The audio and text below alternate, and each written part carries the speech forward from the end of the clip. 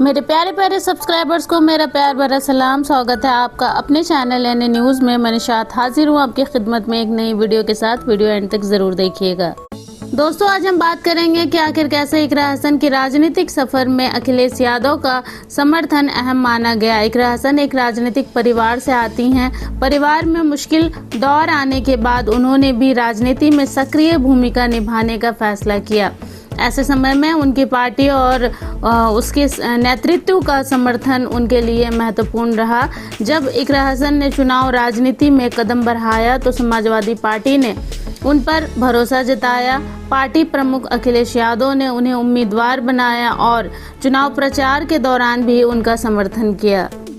अखिलेश यादव कई रैलियों और जनसभाओं में इकरा हसन के साथ दिखाई दिए। उन्होंने लोगों से इस इकरा हसन के पक्ष में मतदान करने की अपील की। इससे इकरा हसन को पार्टी कार्यकर्ताओं और समर्थकों का भी अच्छा सहयोग मिला। इकरा हसन ने भी जनता के बीच जाकर अपनी बात रखी और स्थानीय मुद्दों को उठाने की कोशिश की।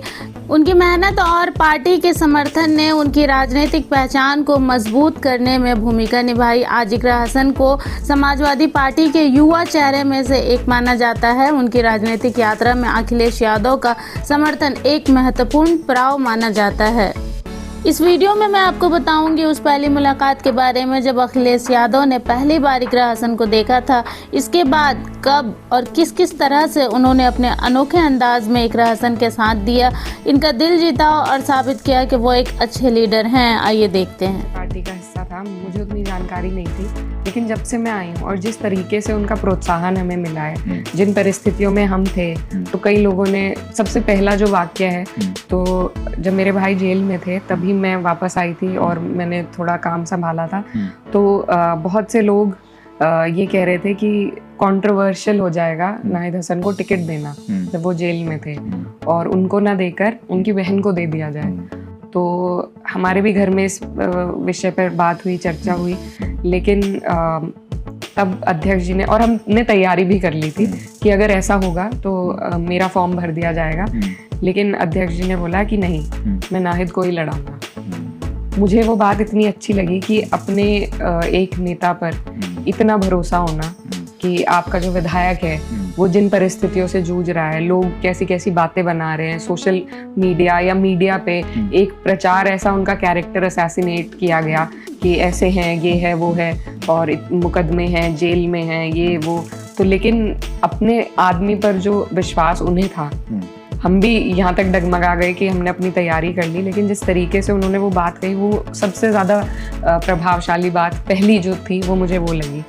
और उसके बाद से लगातार जैसे मैंने उन्हें देखा, उनका व्यवहार, और मैं सिर्फ उनका नहीं बल्कि डिम्पल मैम का और पूरे परिवार का, तो जिस सरलता से और जिस सौम्यता से वो हम सबसे मिलते हैं, एक परिवार की तरह पूरी पार्टी को, आज भी हम लोग, मैम हमारे लिए लंच लाई थी सब पार्टी के लोगों के लिए, तो इस तरीके से हमने, और हम सभी पार्टियों को वहाँ देखते हैं, तो मैंने नहीं देखा कि और पार्टी के लीडर्स अपने एमपीज के साथ, अपने एमएलएज के साथ इस तरीके से घुल मिल रहे हैं, तो एक अपनेपन की बात है। और दोस्तों, आइए अब हम देखते हैं कि कैसी थी वो पहली मुलाकात जब अखिलेश यादव ने पहली बार इकरा हसन को देखा था। पहली बार उनसे मिली थी बस पे, जब वो प्रचार के लिए आए थे 2022 में विधानसभा चुनाव में, तो शामली का दौरा था और उस दौरान में उनसे मेरी मुलाकात हुई थी। तो उसमें सिर्फ प्रत्याशियों को ऊपर लिया जा रहा था, लेकिन मैं अकेली थी वहाँ पे और मेरे भाई थे नहीं, तो मैं ही उनकी बागडोर संभाले हुए थी। तो जो प्रोटोकॉल वाले होते हैं, क्योंकि हमारा तब अलायंस भी था, तो लोकदल वाले और तमाम तरह के जो लोग इर्द गिर्द होते हैं, तो उन्होंने मुझे बिल्कुल वो कर दिया था कि किनारे हटा दिया। हाँ, और सिर्फ प्रत्याशी जाएंगे बस पे। लेकिन फिर मैं वहाँ बेचारी सी खड़ी थी, तो मुझे अध्यक्ष जी ने देख के उन्होंने मुझे आगे बुलाया।